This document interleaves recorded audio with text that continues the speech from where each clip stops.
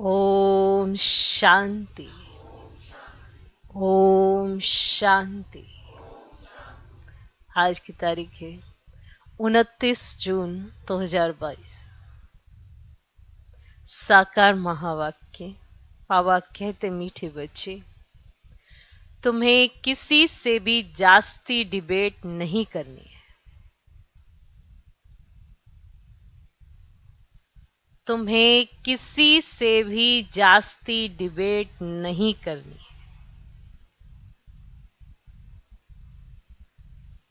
सिर्फ बाप का परिचय सबको दो।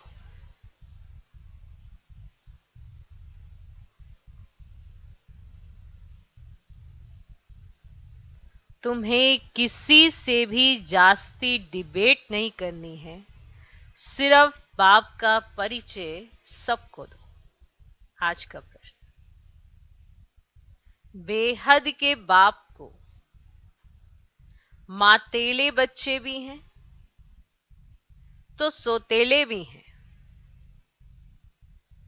मातेले कौन?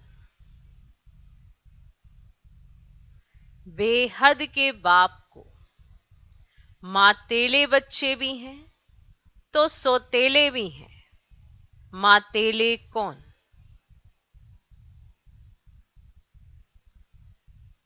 उत्तर, जो बाप की श्रीमत पर चलते हैं, पवित्रता की पक्की राखी बांधी हुई है।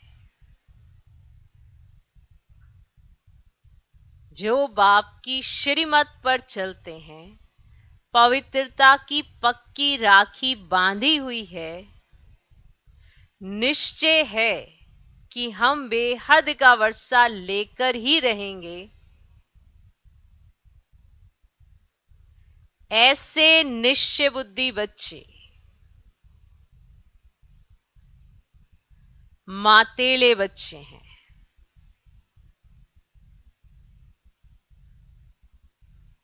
जो बाप की श्रीमत पर चलते हैं, पवित्रता की पक्की राखी बांधी हुई है। निश्चय है कि हम बेहद का वर्षा लेकर ही रहेंगे। ऐसे निश्चय बुद्धि बच्चे मातेले बच्चे हैं। और जो मनमत पर चलते, और जो मनमत पर चलते, कभी निश्चय कभी संशय, प्रतिज्ञा करके भी तोड़ देते हैं, वे हैं सोतेले।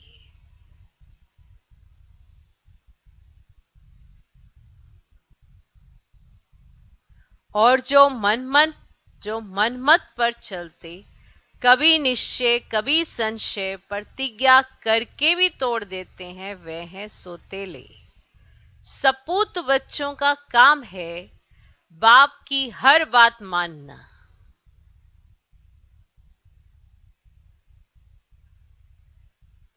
सपूत बच्चों का काम है बाप की हर बात मानना। बाप पहली मत देते हैं,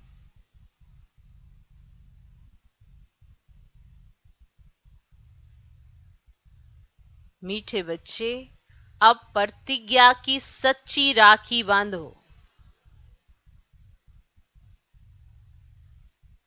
बाप पहली मत देते हैं, मीठे बच्चे, अब प्रतिज्ञा की सच्ची राखी बांधो। विकारी वृत्ति को समाप्त करो। विकारी वृत्ति को समाप्त करो। तो बेहद के बाप को मातेले बच्चे भी हैं तो सोतेले भी हैं। मातेले कौन? उत्तर, जो बाप की श्रीमत पर चलते हैं, पवित्रता की पक्की राखी बांधी हुई है। निश्चय है कि हम बेहद का वर्षा लेकर ही रहेंगे। ऐसे निश्चय बुद्धि बच्चे मातेले बच्चे हैं। और जो मनमत पर चलते, कभी निश्चय कभी संशय, प्रतिज्ञा करके भी तोड़ देते हैं, वे हैं सोतेले। सपूत बच्चों का काम है बाप की हर बात मानना। बाप पहली मत देते हैं मीठे बच्चे, अब प्रतिज्ञा की सच्ची राखी बांधो, विकारी वृत्ति को समाप्त करो। आज का गीत है जाग सजनिया जाग। ओम शांति। बच्चों ने गीत का अर्थ तो समझ लिया। नई सृष्टि, नया युग और पुरानी सृष्टि, पुराना युग। पुरानी सृष्टि के बाद आती है नई सृष्टि। नई सृष्टि की रचना परम पिता परमात्मा ही करते हैं, फिर उसको ईश्वर कहो व प्रभु कहो। उनका नाम भी जरूर कहना पड़े। सिर्फ प्रभु कहने से योग किससे लगाएं? किसको याद करें?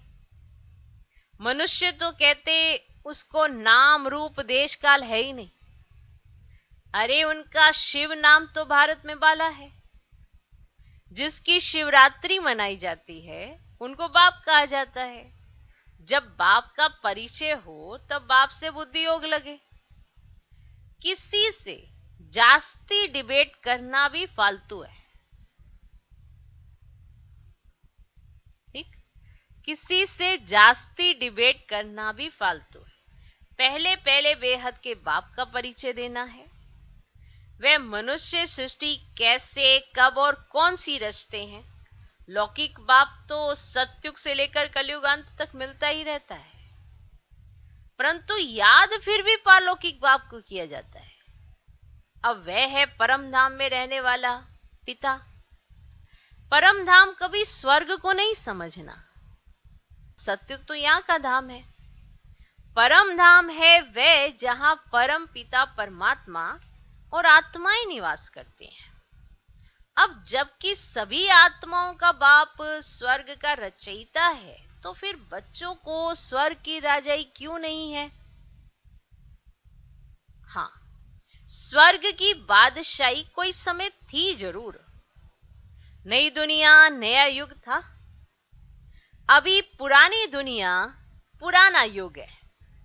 अब बाप ने तो स्वर्ग रचा, अब नर्क बन गया है। नर्क किसने बनाया और कब बनाया? माया रावण ने नर्क बनाया। भारतवासियों को यह ज्ञान देना बहुत सहज है, क्योंकि भारतवासी ही रावण को जलाते हैं, सिर्फ अर्थ नहीं समझते हैं।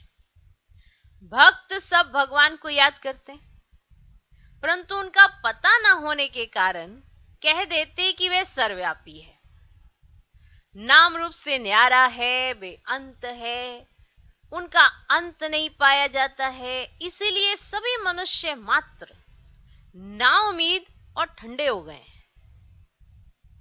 सर्वव्यापी कहने से ये सब हो गया। एक तो नाउम्मीद हो गए और ठंडे हो गए। ठीक, ठंडे भी होना ही है। तो उनके आने का, स्वर्ग रचने का टाइम भी हो। अब आप कहते कि मैं फिर से आया हूं। भक्तों को भगवान से फल तो जरूर मिलता है।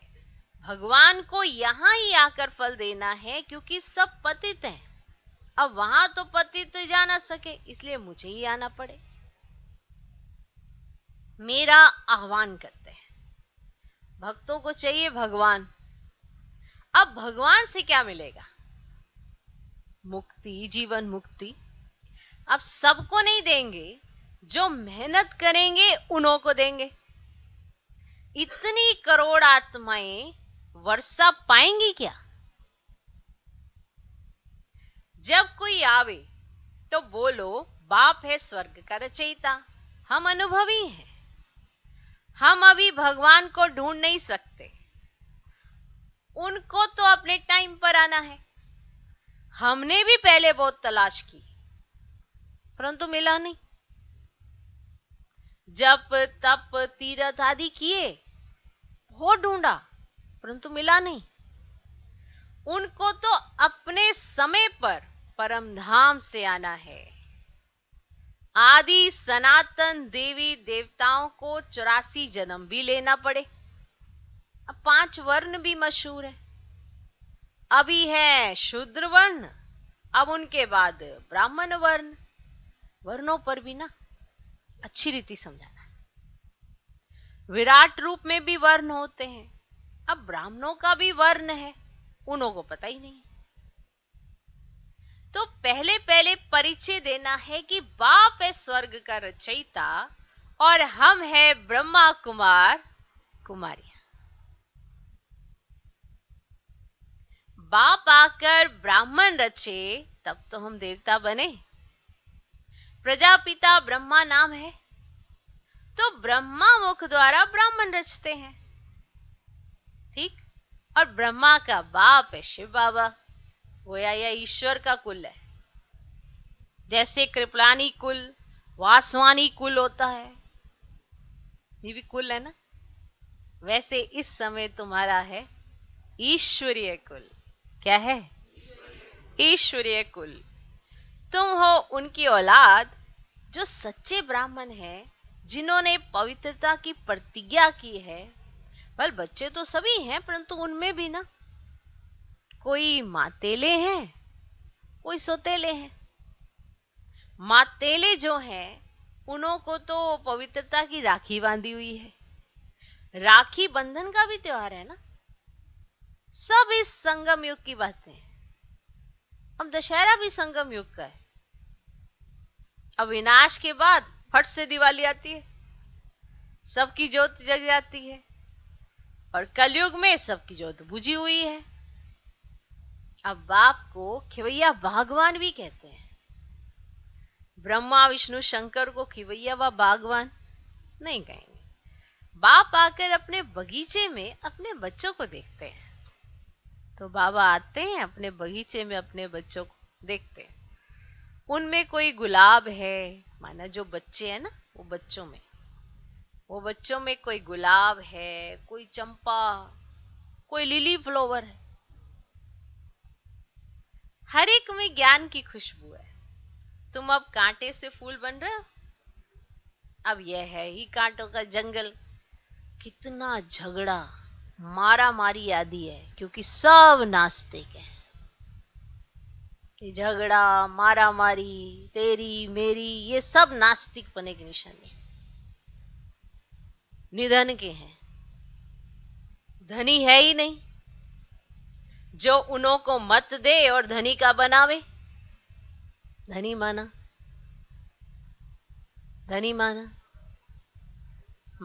मात पिता नहीं, कोई बड़ा नहीं जिसकी राय पे चले तो ऐसे बने। निधन के माना कोई सिर पर है ही नहीं। अब धनी है ही नहीं जो उन्हों को कोई मत दे और धनी का बनावे। धनी को कोई जानते ही नहीं, तो धनी को जरूर आना पड़े ना। तो बाप आकर धन का बनाते हैं। मनुष्य चाहते भी हैं कि एक धर्म, एक राज्य हो, पवित्रता भी हो। और सत्य में तो एक धर्म था ना। अब तो दुखधाम है। अब तुम ब्राह्मण वर्ण में ट्रांसफर हुए हो, फिर देवता वर्ण में जाएंगे, फिर इस पति सृष्टि पर आएंगे नहीं आएंगे इस पति सृष्टि पर। अब भारत है सबसे ऊंच खंड। अगर गीता को खंडन नहीं करते तो भारत कौन कहलावे? शिव के मंदिर में जाते हैं ना। अब वह है बेअद के बाप का मंदिर, क्योंकि बाप ही सदगति दाता है। अब निधन को माना अनाथों को आकर धन का बनाते हैं। अब ये बातें बाप के सिवाय और कोई समझा ही ना सके। और वह सब है भक्ति सिखलाने वाले। अब वहां तो ज्ञान की बात है ही नहीं। अब ज्ञान सागर सदगति दाता तो एक ही है ना। तो मनुष्य कब सदगति के लिए गुरु बन ना सके, क्योंकि उनकी तो खुद की सदगति के लिए वो इतनी मेहनत करते हैं, तो वो दूसरे की सदगति कैसे कराएंगे? वो सदगति के लिए तो गुरु बन ना सके। ऐसे तो कोई हुनर सिखलाने वाले को गुरु कह देते हैं, परंतु वह गुरु सारी सृष्टि की सदगति तो कर नहीं सकते। तो भल कहते हैं कि हमको साधु आदि से शांति मिलती है, परंतु अल्पकाल के लिए। फिर सन्यासी कहते हैं कि स्वर्ग का सुख तो कागविष्ठा के समान है। फिर सन्यासियों द्वारा जो शांति मिली वह भी तो कागविष्ठा के समान ही होगी। बताओ। अब गृहस्थी जाते सन्यासियों के पास और सन्यासी कहते जो ये स्वर्ग के सुख है वो कागविष्ठा के समान है। अब मनुष्य गया सन्यासी के पास, तो सन्यासी तो स्वर्ग के सुखों को सुख ही नहीं समझते हैं, तो वो फिर सच्ची शांति कैसे देंगे, सच्चा सुख कैसे देंगे। फिर सन्यासियों द्वारा जो तुमको शांति मिली वह भी तो काव्यष्टा के समान ही होगी। बात समझ में आई? मुक्ति तो देते नहीं है ना, मुक्ति जीवन मुक्ति दाता तो एक बाप ही है। श्री कृष्ण से सभी का बहुत प्यार है, परंतु उसको पूरा जानते नहीं है। अब आप समझाते हैं कि सतयुग में कृष्णपुरी थी, सतयुग में कृष्णपुरी थी, अब तो कंसपुरी हो गई है। अब बाप आकर फिर कृष्णपुरी बनाते हैं। फिर आधा कल्प के बाद रावण राज्य नरक बन जाता है। अब आधा कल्प है सुख और आधा कल्प है बचे दुख। सुख का समय जास्ती है, परंतु सुख दुख का खेल तो चलता ही रहता है। अब इसको सृष्टि चक्र कहा जाता है, वह हार जीत का खेल कहा जाता है। सन्यासी समझते हैं कि हम मोक्ष को पालेंगे, परंतु मोक्ष को कोई पा ही नहीं सकते। इस राज को कोई जानते ही नहीं है। कोई जानता है? कोई जानता नहीं है। मुक्ति और जीवन मुक्ति बाप के सिवाय तो कोई दे ना सके। तुम अपनी राजधानी स्थापन कर रहे हो ना, अब यहां तो देखो दुख ही दुख है।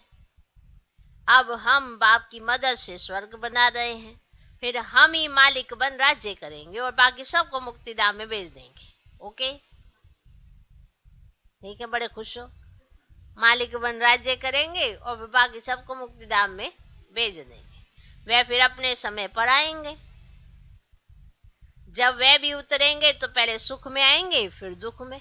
और भक्ति मार्ग में जप तप माला आदि फेरते हैं ना। अब कहते भी हैं कि एक को याद करना चाहिए। अब इसमें देह अभिमान को छोड़ना पड़े, परंतु कोई छोड़ता नहीं है, कोई छोड़ता नहीं है। बाप कहते हैं अब सभी को वापस जाना है। बाप बच्चों से ही बात करते हैं। बच्चों में भी कोई सौतेले हैं तो कोई मातेले हैं। सौतेले वे हैं जो पवित्रता की राखी नहीं बांधते हैं। मातेले को तो निश्चय है कि हम तो वर्षा लेकर ही छोड़ेंगे। बाकी कोई कोई तो फेल होते हैं। कच्चे पक्के नंबरवार तो होते हैं। पक्के जो होंगे वे स्त्री बच्चों आदि सबको लेकर आएंगे, आप समान बनाएंगे। हंस बगुले तो इकट्ठे रह न सके। बड़ी जिम्मेवारी है बाप के ऊपर। सबको पवित्र बनाना ये बाप का काम है। इसीलिए बाप कहते हैं दोनों पहिया एक साथ चलो। स्त्री और पति साथ साथ चलते तो गाड़ी ठीक चलती है। चलो हम दोनों पवित्रता का हथियाला बांधते हैं। अब हम पवित्र बन बाप से वर्षा जरूर लेंगे। तो ब्रह्मा के बच्चे बने तो भाई बहन हो गए। फिर क्रिमिनल असॉल्ट हो ना सके, विकार में तो जा ना सके। यह ईश्वरीय लॉ कहता है। अभी बाप कहते हैं कि विष पीने पिलाने की वृत्ति तोड़ देनी है। हम एक दो को ज्ञान अमृत पिलाएंगे। हम भी बाप से स्वर्ग का वर्षा लेंगे। सपूत बच्चों का काम है बाप का कहना मानना। जो नहीं मानते वे कपूत ही ठहरे।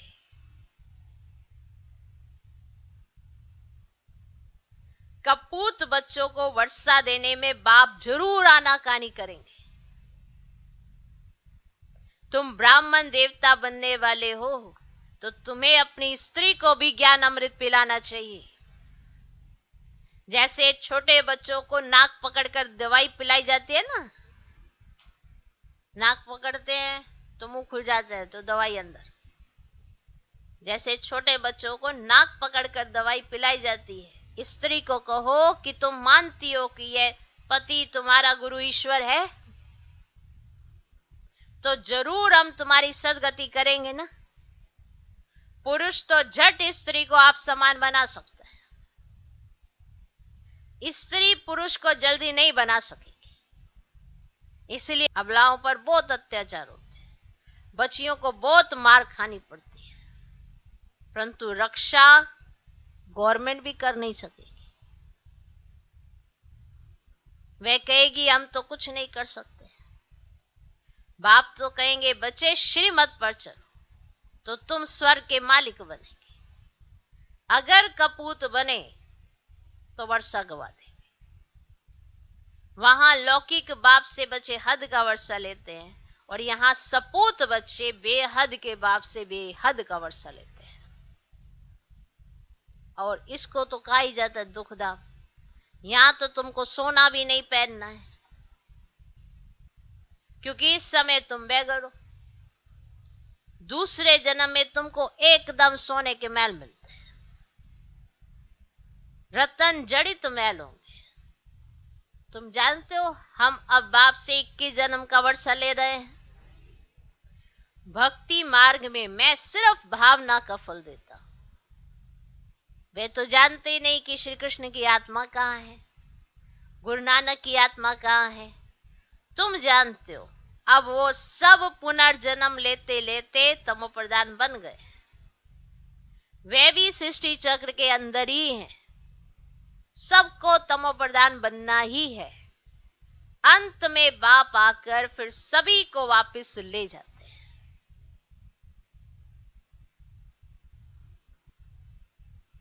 अच्छा, मीठे मीठे सिकिलधे बच्चों प्रति माता पिता बाप दादा का याद प्यार गुड मॉर्निंग। रूहानी बाप की रूहानी बच्चों को नमस्ते। हम रूहानी बच्चों की भी रूहानी बाप को नमस्ते नमस्ते नमस्ते। Good morning good morning good morning. धारणा के लिए मुख्य सा पहला पॉइंट, अब पवित्रता का हथियाला बांधना है।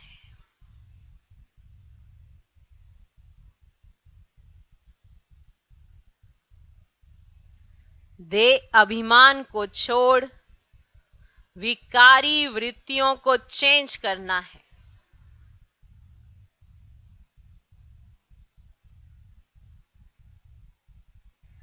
अब पवित्रता का हथियाला बांधना है। दे अभिमान को छोड़ विकारी वृत्तियों को चेंज करना है। दूसरा पॉइंट, बाप की श्रीमत पर चल सपूत बच्चा बनना है।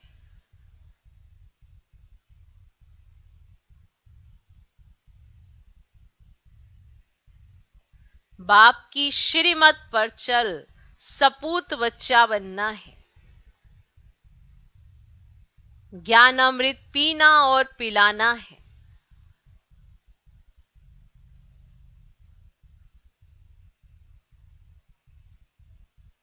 ज्ञान अमृत पीना और पिलाना है।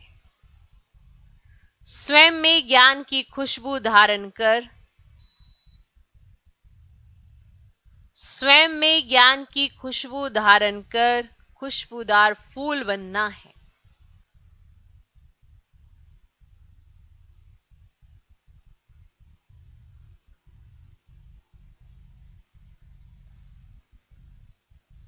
अब पवित्रता का हथियाला बांधना है। देह अभिमान को छोड़ विकारी वृत्तियों को चेंज करना है। दूसरा पॉइंट, बाप की श्रीमत पर चल सपूत बच्चा बनना है। ज्ञान अमृत पीना और पिलाना है। स्वयं में ज्ञान की खुशबू धारण कर खुशबूदार फूल बनना है। आज का वरदान, यथार्थ याद और सेवा के डबल लॉक द्वारा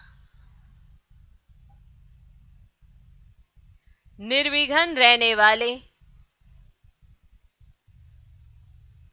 फीलिंग प्रूफ भव।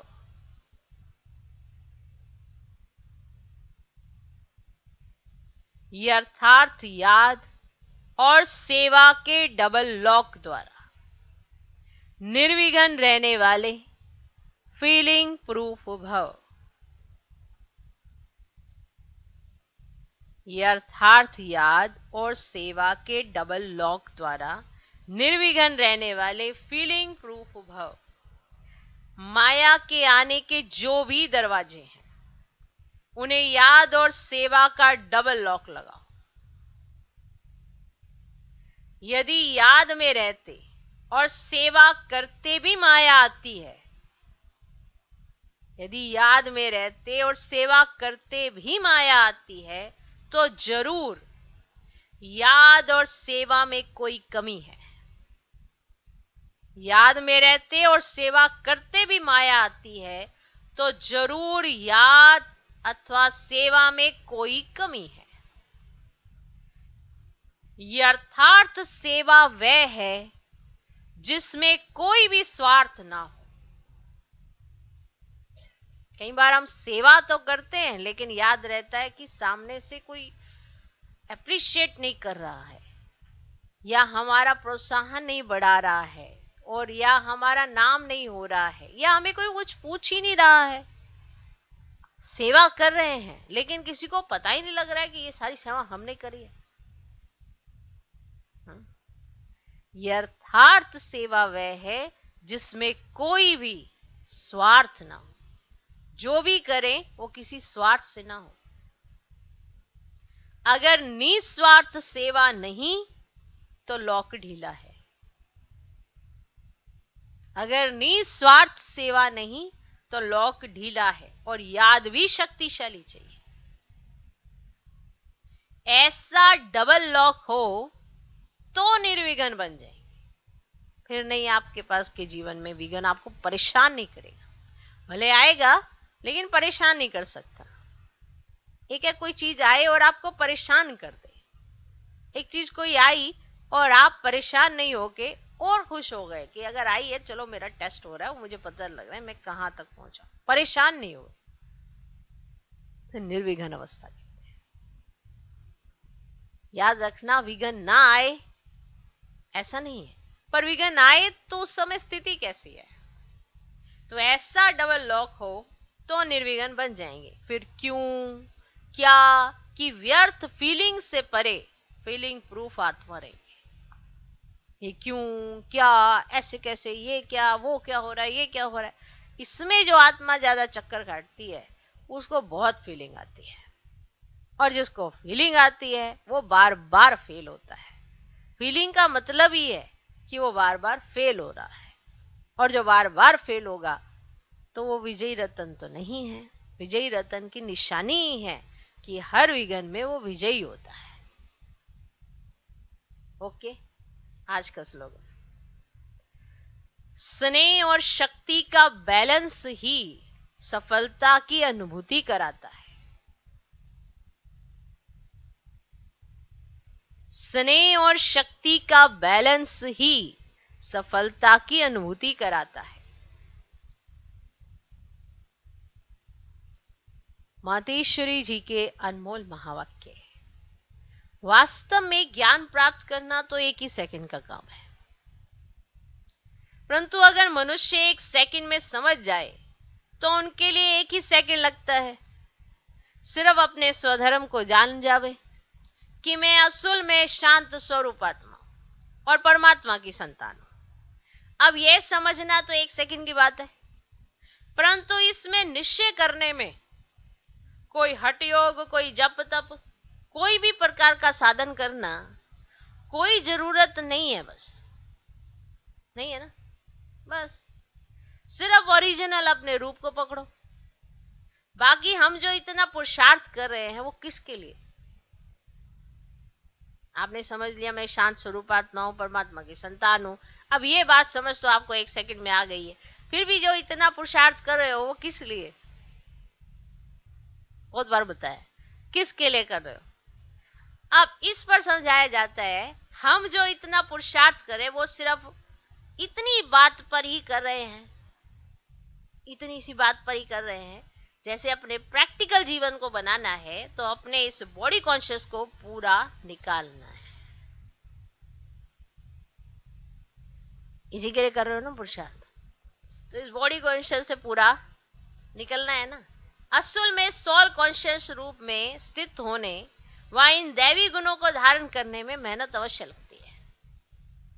माना अपने सोल कॉन्शियस स्वरूप में स्थित होने में और अपने दैवी गुणों के स्वरूप में स्थित होने में मेहनत अवश्य लगती है। इसमें हम हर समय हर कदम पर सावधान रहते हैं। अब जितना हम माया से सावधान रहेंगे तो भल कितनी भी घटनाएं सामने आएंगी मगर हमारा सामना नहीं कर सकेंगे। माया सामना तब करती है जब हम अपने आप को विस्मृत करते हैं। अब ये जो इतनी मार्जिन है सिर्फ प्रैक्टिकल लाइफ बनाने की, बाकी ज्ञान तो